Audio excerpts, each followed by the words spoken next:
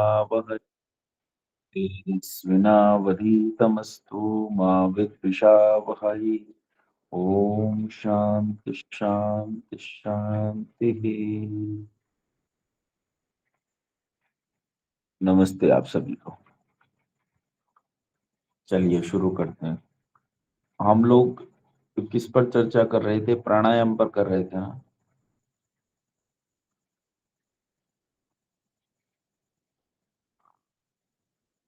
अच्छा, हाँ मैंने जी, हाँ, प्राणायाम भी। और आपने कुछ भोजन के बारे में भी बताया था कि दूध अच्छा और मैंने बादाम का। हाँ, मैंने प्राणायाम से आपको कुछ प्रयोग करने के कर लिए कहा था कि हाँ जी, आपको वो तो हम कर रहे हैं, ऐसे वो तो करते हैं।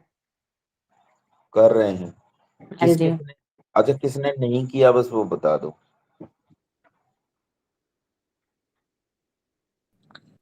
अच्छा जी, 2 दिन तो किए थे, फिर छूट गए बीच में।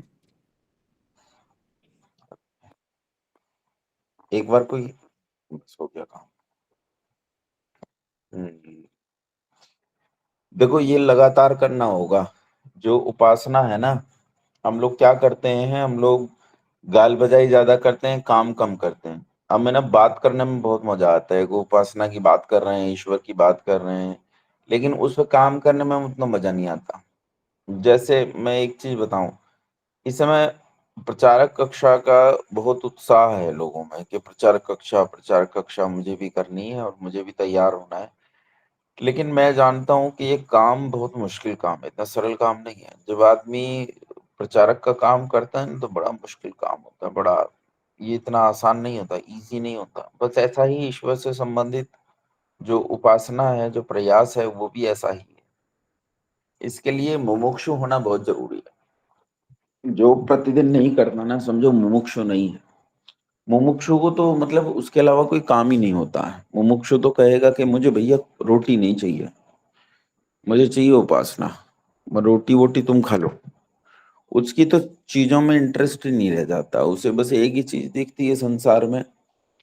जैसे एक वो कहानी सुनी है ना आपने, मैंने बताया भी था आपको, एक किसी उसकी ऐसी भी तो नकली कहानी है, किसी बादशाह की कहानी है कि वो नमाज पढ़ रहा था और कोई जो प्रिया एक स्त्री। जा रही थी हाँ, भागती हुई, वो आपने हाँ, सुनाई थी। हाँ। तो अपने पति की उसमें जा रही अपने, थी। हाँ जी, ढूंढ ढूंढ रही थी उसको वो। हाँ जी। तो उसके कपड़ों पे पैर पड़ गया, तो उसने कहा, "अरे तू देख नहीं रही है कि मैं भगवान की, अल्लाह की इबादत में इतना तल्लीन हूँ, और तू मेरे कपड़े पे पांव रख के चली गई?" बोले, तल्लीन तू है कहाँ गधे, तल्लीन तो मैं हूँ। मुझे तो कुछ भी पता नहीं चला, और तुझे सब सब दिख रहा है, सब पता है, तू कहाँ है तल्लीन? बस हम लोग सब अपने पति में, अपनी पत्नी में, अपने बच्चों में, अपने मार्केट में, अपनी शॉपिंग में, अपने गॉसिप्स में, अपनी हर चीज में इस कदर तल्लीन रहते हैं कि हमें ईश्वर की सुध नहीं रहती। हम जो करते भी हैं तो प्रदर्शन मात्र होता है।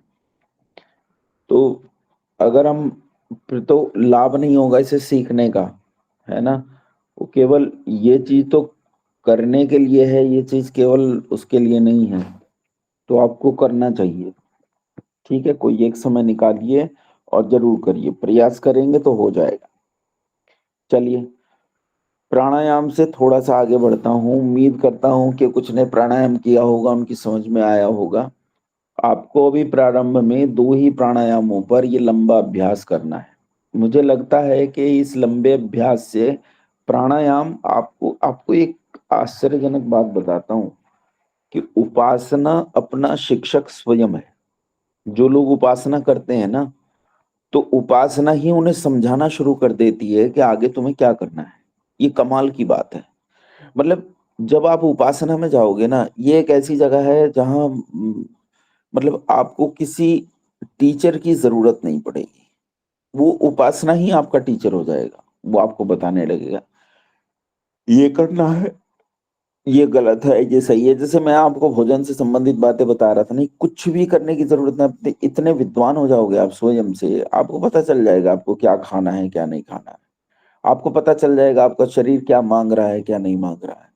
जैसे जैसे ठीक ऐसा, जैसे एक गर्भवती स्त्री होती है ना, उसका गर्भ उसे बताता है कि तुझे क्या खाना है, उसे कोई ना बताए। कि तुझे क्या खाना है, लेकिन वो अपने आप ही खाना शुरू कर देती है। उसे कैल्शियम की जरूरत होती है तो वो ऐसी चीजों में कैल्शियम ढूंढने लगती है। उसके आसपास वो दीवार खा जाए कैल्शियम के लिए। उसे पता है कि तेरे बच्चे को कैल्शियम की जरूरत है। ये ये उसे उसे कॉल आती है, वो अंदर से जरूरत होती है। शरीर कहता है कि ये खाना है, उसका दिमाग कहता है कि ये खाना है, दिल कहता है, उसकी कोशिका उस चीज की मांग करती है। तो ये बिल्कुल ऐसी ही स्थिति आपकी उपासना की होती है। जब आप उपासना करते हो ना, आपको क्या करना है क्या नहीं करना है, ये ये चीज की जरूरत होती है। और जब नहीं होती तो कुछ भी नहीं होता, है ना। तो अब उपासना में मैंने आपको प्राणायाम के संबंध में कहा था। एक तो प्राणायाम पे आपको फोकस करना है। मैं इससे ज्यादा प्राणायाम आपको जब तक नहीं बताऊंगा जब तक आप इस लायक नहीं हो जाते कि मैं आगे बताऊं, है ना। आचार्य तो जी, आप एक प्रश्न हाँ करूं? हाँ जैसे मैंने आज उपासना की अभी मैं बैठ के, ठीक है। तो मैंने वो यम नियम पे जैसे अपने आप में चिंतन किया, विचार किया। हम्म, तो जैसे मैंने कहा सत्य अहिंसा, जैसे ये, तो जैसे आपने बताया कि अहिंसा किसे कहते हैं, सत्य किसे, तो जो वो है ना बातें जो बस सत्य भाई मन वचन कर्म वाला, वो तो याद रहता है। तो हम्म, और सत्य क्या है, वो भूल जाते हैं, पता नहीं क्या बात है। अहिंसा का भी जैसे भी निर्वैर होना चाहिए प्राणी मात्र के लिए, वो चीज याद रहती है। और जैसे वो कई बार चिंतन करते हैं, फिर वो दिमाग से निकल जाती बातें। तो नहीं, यम नियमों पे मैं मतलब अपना किया था अभी अभ्यास। यम यम नियमों पे आपको ये अभ्यास करना है कि पिछले 24 घंटे में आपको एक एक मिनट जांचनी है अपनी पिछली 24 घंटे का विश्लेषण करो। पिछले 24 घंटे में अहिंसा आपसे खंडित तो नहीं हुई है, आपसे अहिंसा आपसे टूटी तो नहीं है।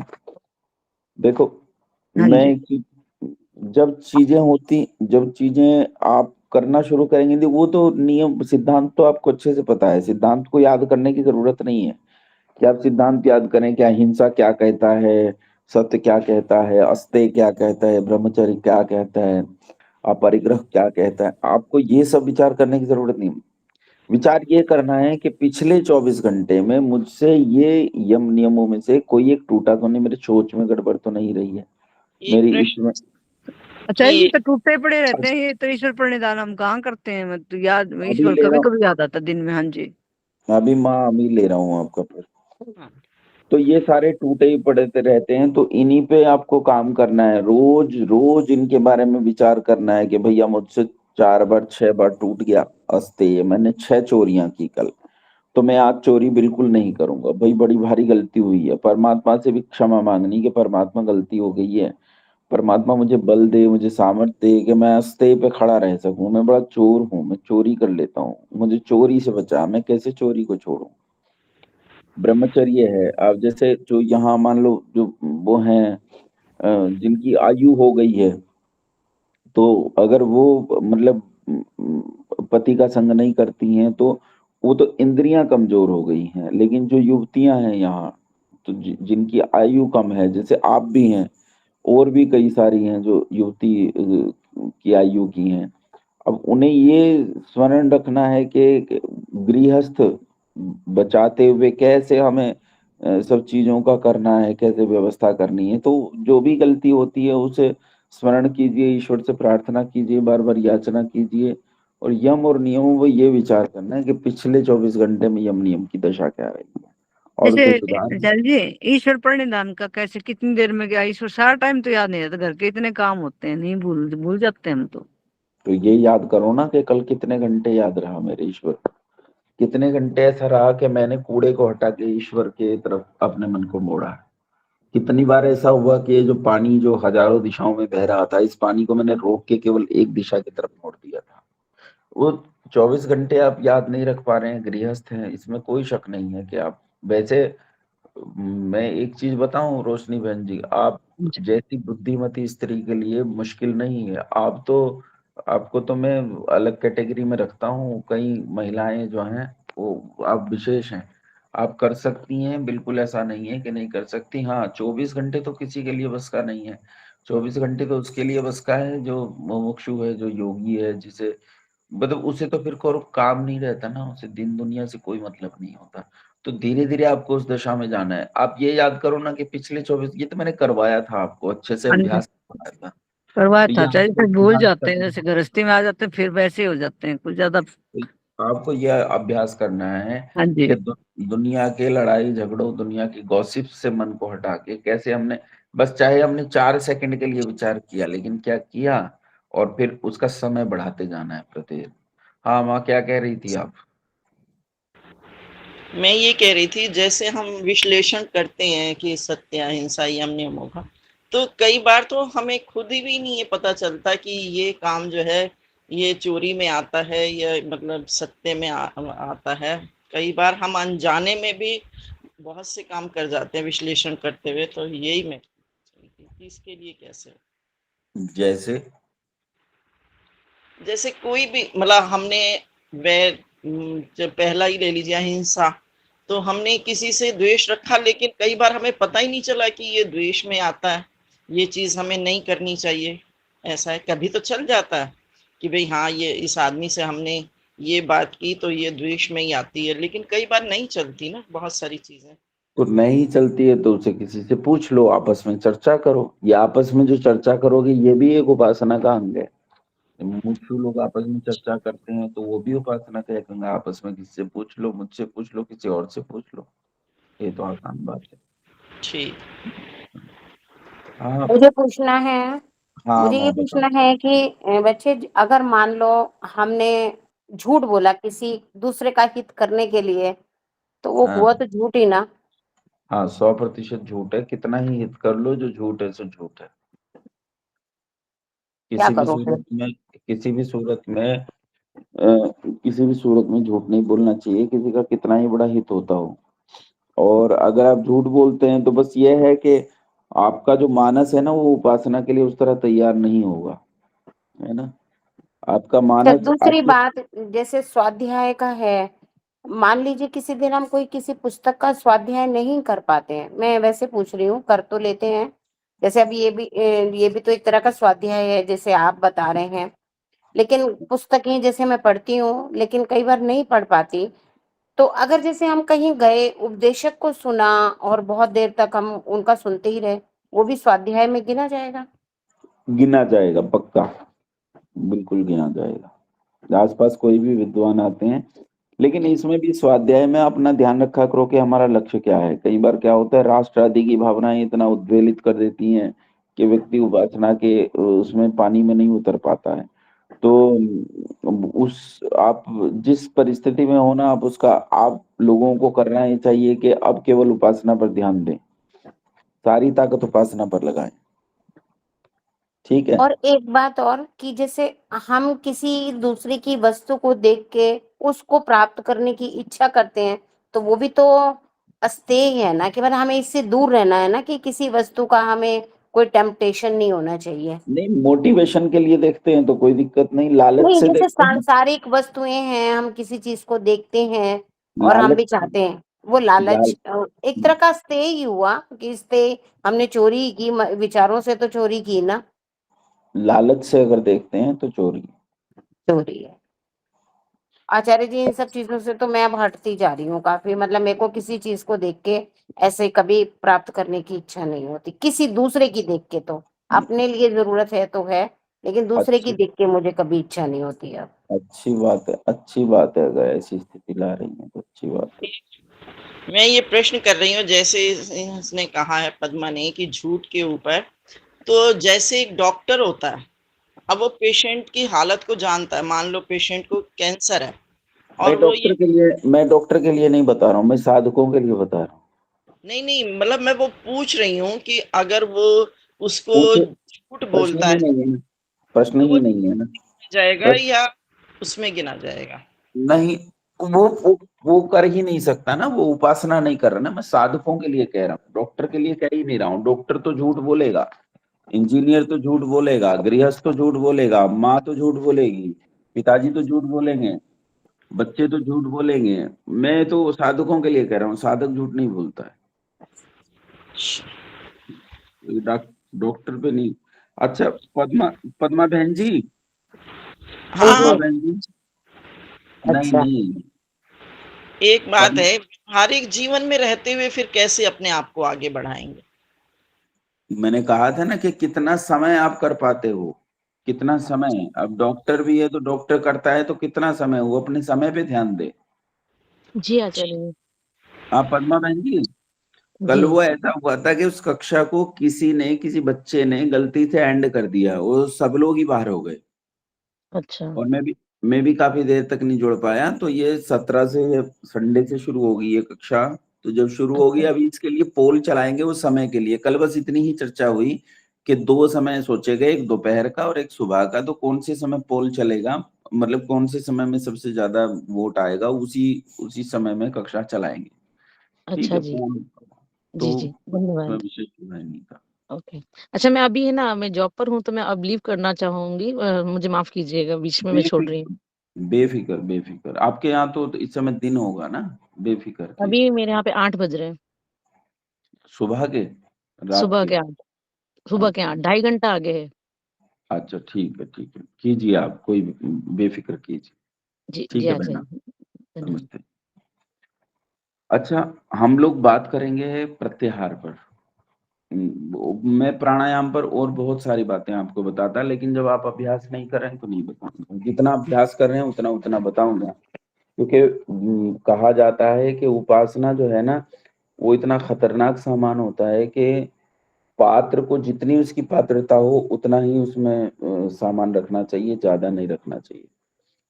तो ये अपने गुरुजनों की आज्ञा मानते हुए मैं आपको इतना ही प्राणायाम बताऊंगा। प्राणायाम पर अभी आपको और प्रयोग बता सकता था, लेकिन जब आपने पहला ही प्रयोग नहीं किया तो काहे बताऊं।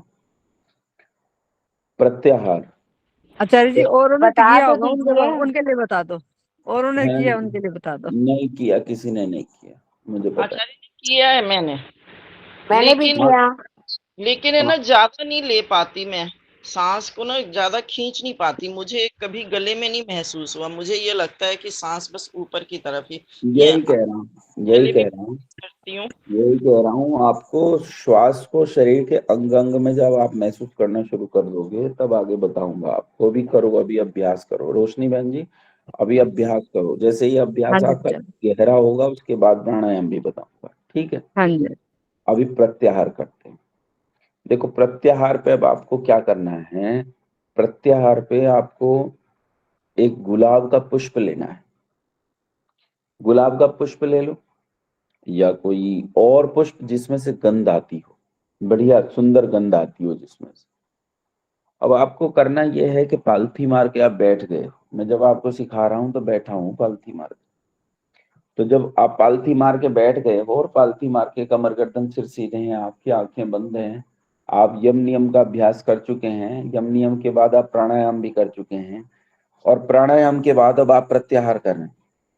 तो प्रत्याहार में आपको क्या करना है, आंखें बंद हैं आपकी, और अपने एक हाथ में आप पुष्प ले लीजिए और पुष्प को अपने नाक के सामने ले आइए और उस गंध को महसूस कीजिए जो उस पुष्प में से आ रही है। अच्छा, अगर आपके घर में पुष्प उपलब्ध नहीं हो किसी कारण से, तो आप अपने हाथ पर कोई तेज गंध लगा सकती हैं, कुछ भी लगा लीजिए, है ना, कुछ भी आप लगा सकती हैं। ऐसी गंध जो सौम्य हो, है ना। हेमा से नहीं ले लेना, तो झांझ दे देगी उसकी तेल की, और आप 3 दिन तक सो ही नहीं पाओगे। हेमा तो के पीछे ही पड़ जाते हैं। हींग, हेमा, हींग की हेमा, ले सकते हैं, हींग की। हाँ हाँ, ले सकते हैं। हेमा ने मुझे एक एक वस्तु दी, मेरे सिर में दर्द था एक बार, तो इसने कहा लो इसे सूंघो। अरे भाई, मैंने सूंघ लिया, वो ऐसा लगा सिर में जाकर टक्कर, सारे चक्षु खुल गए, शरीर का रोम रोम खुल गया। दर्द तो खत्म हो गया शरीर का 2 सेकंड में, ये तो निसंदेह था, लेकिन वो इतना भयंकर होता है। मैंने जिसे सूंघा दिया वो वही डर के भागता है उस शीशी से। तो ऐसा नहीं ले लेना, मतलब इतनी तीव्र और भयानक गंध नहीं ले लेनी है। एक ऐसी गंध लेनी है जो बहुत बहुत ही, मतलब सौम्य गंध हो। कोई भी हो, हींग की भी ले सकते हैं, लेकिन प्रयास कीजिए हींग थोड़ा सा भोजन से समझा, भूख लग गई तो गड़बड़ हो जाएगी। तो कोई ऐसी गंध लीजिए, जैसे आपके घर में आप तेल लगा लीजिए। आज सुगंधित तेल आते हैं ना, तो हाथ के पिछले भाग पर थोड़ा सा तेल लगा लीजिए और इसे नाक से इस गंध को सूंघिए। और सूंघकर इस गंध को बहुत अच्छे से महसूस करने का प्रयास कीजिए। खूब देर तक इस गंध में डूबिए और गंध को ऐसे महसूस कीजिए कि आपको होता क्या है, जब मैंने आपको प्रत्याहार करवाया था तो उस समय प्रत्याहार में मैंने आपसे कहा था कि जो नेचुरल गंध आ रही है उस गंध को लीजिए। तो कोई नेचुरल गंध तो आती नहीं है आपके कमरे में। आप कमरे में बैठे हो, आप साफ सुथरे लोग हो, तो आपके घरों में तो मतलब आदमी पैर रखते डरता है। आप तो वो लोग हो ना जो शीशे की तरह चमका देते हो फर्श को। तो आपके घर में कहाँ गंध आएगी, है ना? वो तो उनके घर में आती है जिनके घर में घोड़ा बनता है, गाय बनती है, भैंस बनती है। तो आपके घर में गंध तो आती नहीं है। तो फिर गंध को पैदा करो ताकि आपको प्रत्याहार करने में, मन को केंद्रित करने में आसानी हो। तो गंध को या तो वो कोई तेल लगा लो, या तो कोई पुष्प ले लो, या तो कोई भी ऐसी चीज जो, लेकिन हो वो बहुत ही सौम्य गंध। हींग भी सौम्य गंध नहीं है, हींग एकदम तेज गंध होगी। तो आप कोई सौम्य सी गंध ले लो, नाक के सामने लाओ उस पुष्प को या किसी चीज को, और उसे लगातार गंध करो, गंध करो, गंध करो, गंध करो, सूंघते रहो, सूंघते रहो, सूंघते रहो। इस काम को करो। अब दूसरा काम आपको ये करना है कि आप अपने, अब एक म्यूजिक बजाइए बढ़िया सा। मैं डालूंगा आज सत्यार्थ प्रकाश वाले ग्रुप में एक म्यूजिक मैं डालूंगा, है ना? इसके लिए सबसे बढ़िया म्यूजिक है द साउंड ऑफ सन। जो नासा ने सूरज की आवाज पकड़ी है ना, अंतरिक्ष में एक आवाज फैल रही है, उस आवाज को पकड़ा है। वो बिल्कुल ओम की आवाज है। तो वो जो आवाज उन्होंने पकड़ी है, उस आवाज के म्यूजिक पड़े हैं, मैं डाल देता हूँ उस पे। उस आवाज की साउंड पड़ी हुई है जो वैज्ञानिकों ने इंटरनेट पर डाल रखी है, मैं डाल देता हूँ उसमें आपके ग्रुप में। तो आप उसे लगातार सुनिए। वो ऐसे बजता है,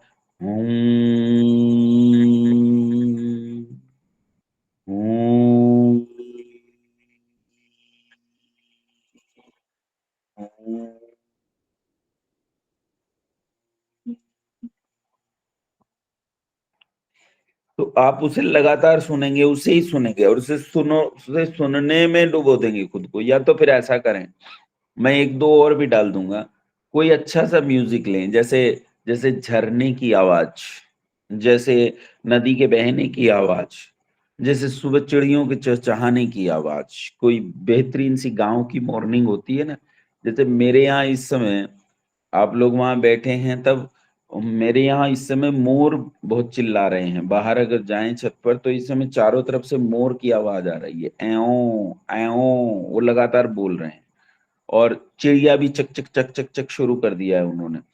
तो ये आवाज भी आप भर सकते हैं। ऐसी कई तरह की आवाज होती है। लोग तो इसे मेडिटेशन मान लेते हैं। आपने सुना होगा, आप अगर नेट पर ढूंढेंगे आपको आपको यही मेडिटेशन मिलेगा। वो इसी प्रत्याहार को मेडिटेशन मान लेते हैं। अब क्यों मान लेते हैं इस प्रत्याहार को मेडिटेशन, ये बता देता हूँ। एक होता है बौद्धों का विपश्यना। बौद्धों की विपश्यना में क्या होता है, वो यम नियम को ज्यों का त्यों मानते हैं। उन्हें आर्य सत्य कहते हैं, है ना? उन्हें कहते हैं वो ये आर्य सत्य हैं।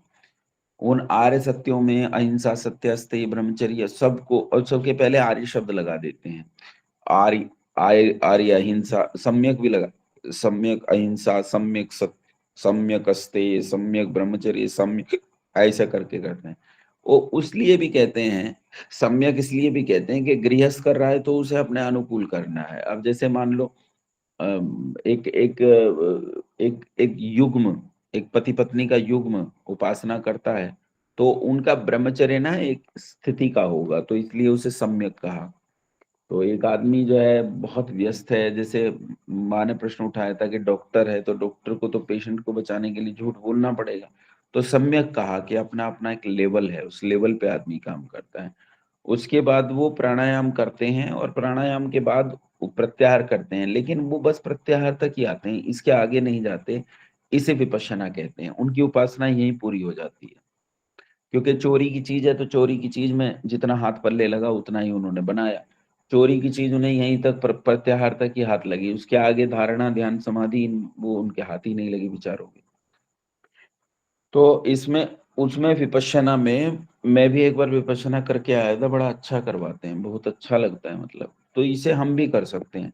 मैं भी, ये गुरुकुल का काम निपट जाए, 2-4 महीने में ये जमीन का काम निपट जाए, तो मैं ऐसे उपासना के ना शिविर लगाऊंगा जो खाली उपासना के होंगे।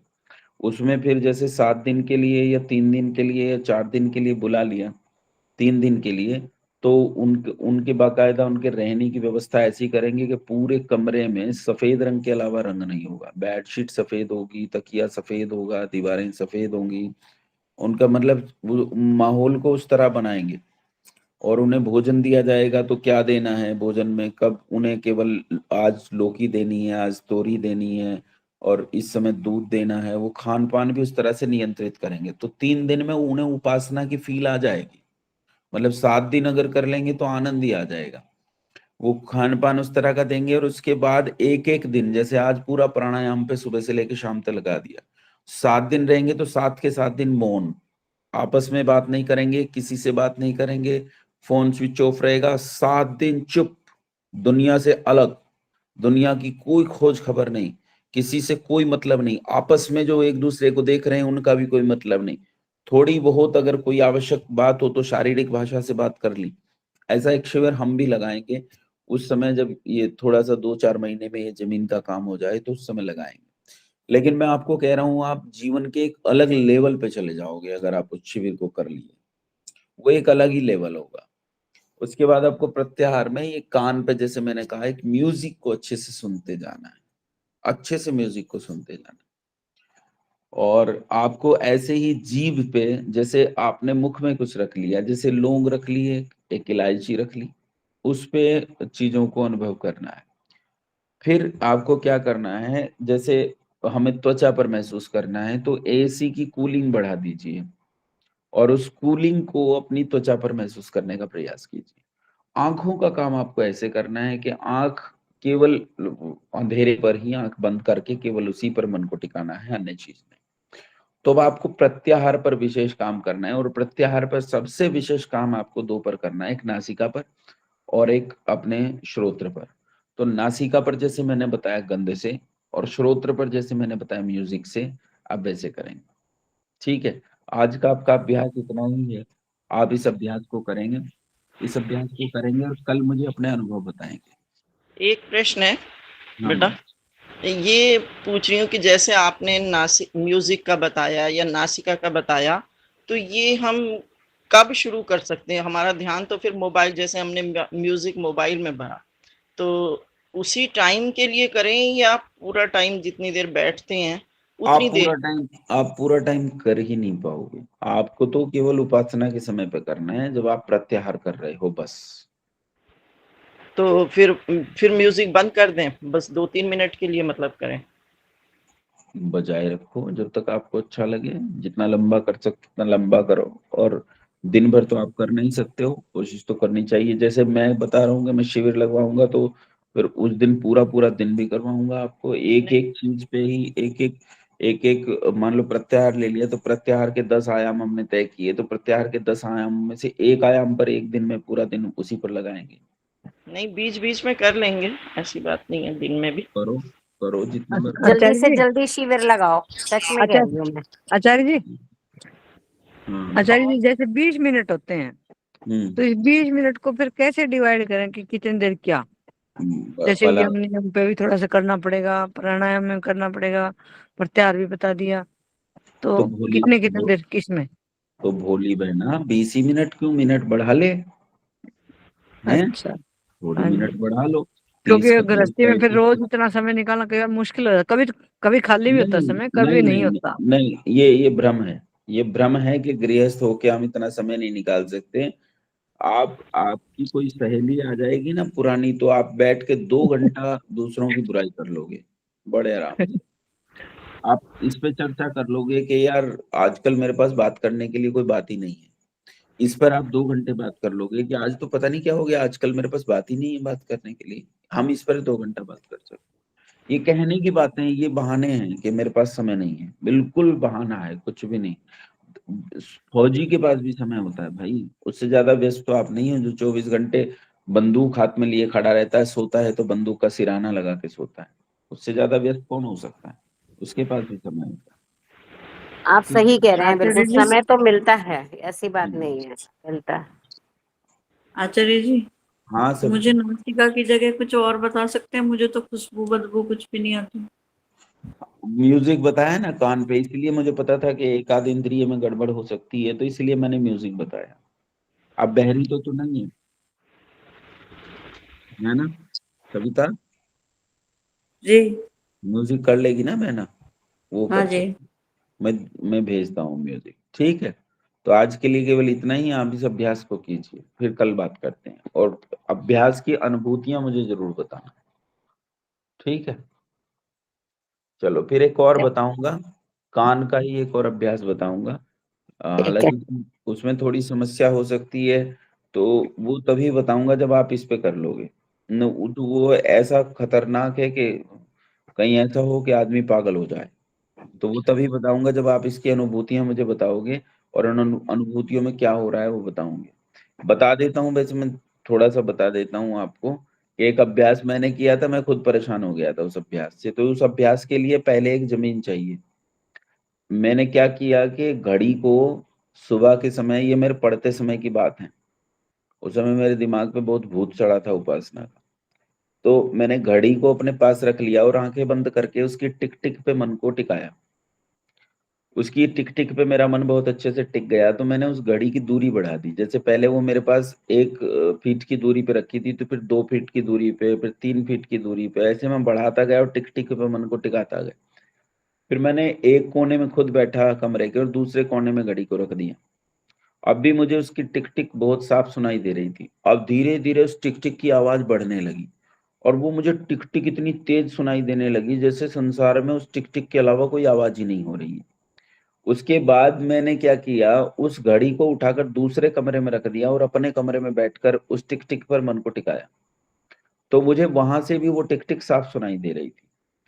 फिर मैंने, जो हम जहाँ रहते थे छात्रावास में, तो एक कमरा छोड़ के उससे अगले कमरे में उस घड़ी को रखा। प्रारंभ में उस टिक टिक पर मन को पकड़ने में मुझे बहुत अभ्यास करना पड़ा, लेकिन वो टिक टिक धीरे धीरे धीरे तो वहां से भी मुझे सुनाई आने लगी। फिर मैंने क्या किया, उस घड़ी को उठा के रख दिया, और मैंने आसपास के कमरों में जो घड़ियां थी उन घड़ियों के टिक टिक को सुनना शुरू किया। तो मुझे उन सारे कमरों की घड़ियों की टिक टिक सुनाई देने लगी। तो अब इसमें मैं बताता हूँ कि आदमी पागल कैसे हो सकता है। अब अगर वो टिक टिक पर इतना केंद्रित हो जाए तो उसे शहर की सारी घड़ियों की आवाज सुनाई देने लगेगी। तो और हर जो टाइम टिक टिक ही सुनाई देती होगी फिर तो।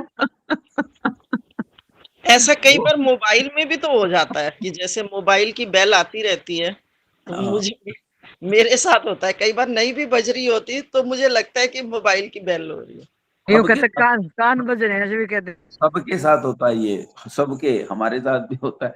कई बार लगता है कि घंटी बज रही, घंटी नहीं बज रही है लेकिन हमें लगता है कि घंटी बज रही है। तो मैं ये कह रहा हूँ आचार्य कि जी, मुझे तो झिंगुर की आवाज सुनाई देती है, जैसे बैठो तो हाँ, वो बहुत बढ़िया वो बहुत और स्थिति सुनाई देती है, हाँ। है, वो बहुत बढ़िया है। बाद में भी तो वो सुनती रहती है झिंगुर की आवाज। वो तो तो मैं ये बहुत सुनाई वो देती है। नहीं, तो वो आवाज है ना, वो क्या है, वो आवाज बता देता हूँ आपको क्या है। संसार में जो हजारों तरह के वाइब्रेशंस उठ रहे हैं, वो वाइब्रेशंस मेरे कान के पर्दे पर पड़ रहे हैं। तो मेरा कार पर्दा उन हजारों तरह के वाइब्रेशन से अनियमित तरीके से झंकृत हो रहा है। उसके झंकरण से जो आवाज उठ रही है, वो आवाज वो झिंगुर जैसी आवाज होती है। इसे टीनेट बोलते हैं। कई बार ये कुछ लोगों के लिए रोग बन जाता है। मेरा एक भांजा है, अभी अभी पिछले साल वो आईपीएस में सेलेक्ट हुआ है, आईपीएस हो गया है। एक बार वो पागल हो गया था, मतलब मुझे बोला, मामा मैं तो मर जाऊंगा, मेरे तो कान में हर समय ये रहता है। फिर मैंने डॉक्टर से पूछा, एक एमबीबीएस डॉक्टर थे, उनसे पूछा, तो उन्होंने बताया कि इसे कोई समस्या नहीं है, मानसिक बीमारी है। इसने अपने आप को उस आवाज पर फोकस कर लिया। आवाज तो वो सबको सुनाई देती है, लेकिन ये उस आवाज के, ये उसे ही सुनता है बस। तो इसे मन से ही हटाना पड़ेगा। फिर उन्होंने थोड़ी चिकित्सा की, थोड़ा उसने अभ्यास किया, तो वो हट गया। ठीक है। खैर, कुल मिला के आपको मैंने 2 चीज दी हैं, एक साउंड और एक गंध। आपको इन पे काम करना है। आज के लिए इतना ही। आप सभी को सादर प्रणाम। आइए मंत्र पाठ करते हैं। तो ठीक है, साउंड भेज दीजिएगा फिर। अभी तुरंत। हाँ। ओम सहना भवतु, सहनो भुनक्तु, सह वीर्यं करवावहै, तेजस्विनावधीतमस्तु मा विद्विषावहै। ओम शांति शांति शांति। नमस्ते।